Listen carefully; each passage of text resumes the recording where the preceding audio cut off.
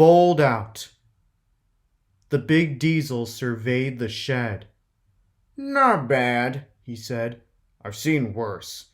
At least you're all clean." The engines gaped. "It's not your fault," he went on, "but you're all out of date. Your controller should scrap you and get engines like me. A fill of oil, a touch on the starter, and I'm off, with no bother, no waiting. They have to fuss round you for hours before you're ready." At last the engines found their voices. An inspector had to come and stop the noise. They held an indignation meeting early next morning round the turntable. "Disgraceful!" rumbled Gordon. "Disgusting!" said James. "Despicable!" spluttered Henry. "To say such things to us!" burst out Donald and Douglas. "It's to teach 'em a lesson we've been wanting." But no one had any good ideas, and at last they all went off to work, except for Duck and Stepney. "Never mind," said Duck. "We'll be sure to think of something." "We'll have to be quick then," warned Stepney. But their chance came sooner than expected. Diesel purred comfortably. He was being warmed up well before time. An inspector watched a fitter making adjustments. The wind tugged at the inspector's hat. The fitter replaced the air intake cover. "Okay, mate," he said. Diesel saw his coaches waiting at the platform.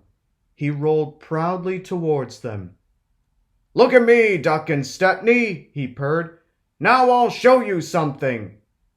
He advanced a few yards, then suddenly he coughed, faltered, choked, and stopped. The inspector, meanwhile, had seen nothing of this. He was looking for his hat. "Can we help you at all?" asked Duck and Stepney sweetly. Diesel seethed with baffled fury as they pushed him back to the shed. "My hat!" exclaimed the inspector as the cavalcade went by. "Bother your hat," said the Fat Controller crossly. "The train's due out in 10 minutes, and you'll have to take it, Duck." Duck looked doubtful, but when Stepney asked, "Can I help him, sir?" he felt better. The Fat Controller was pleased too, and hurried away almost cheerfully to make the arrangements. The engines and their crews made careful plans. "A good start on a job like this," warned Stepney, so, as they backed down, they dropped sand on the rails, rolling it firm with their wheels. Both controllers were there to see them off. "Gordon will take over from halfway," said the Fat Controller, "so get the train there. Never mind about being late. Good luck." "Don't worry, sirs," smiled Stepney. "We'll get there, and be early too." They stood waiting, sizzling with excitement, ready and eager to be off. At last the guard's flag waved. The engines dug their wheels into the sand and gave a mighty heave. "Come on," puffed Duck, while Stepney barked excitedly in front. Moving carefully over the points, they reached the open line.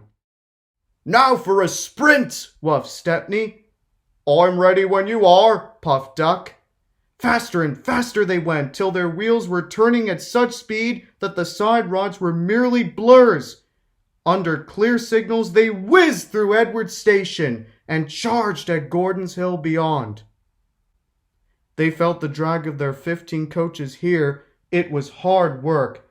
But once over the top, the last 10 miles were plain running, and they swept into the big station in fine style. "Hello," said Gordon. "You're early. That's one in the headlamp for old Diesel. Have you heard the latest?" he chuckled. "Diesel had sucked the inspector's hat into his air pipe. That's why he broke down. James says he's sick as boiler sludge and soaking in the shed. Out of date, are we? Ho, ho, ho." And still laughing, Gordon puffed away. Everyone was sad next day when Stepney had to go. All the engines who could came to see him off. The Fat Controller made a speech, and so did Stepney's controller. Donald and Douglas made everyone sing Auld Lang Syne, and then Stepney and his controller puffed off to a chorus of cheers and whistles. "Goodbye, Stepney! Come again! Goodbye! Goodbye!" And what about Diesel? He slipped away the night before. He said goodbye to no one but left two things behind: the nasty smell of bad manners and a battered bowler hat.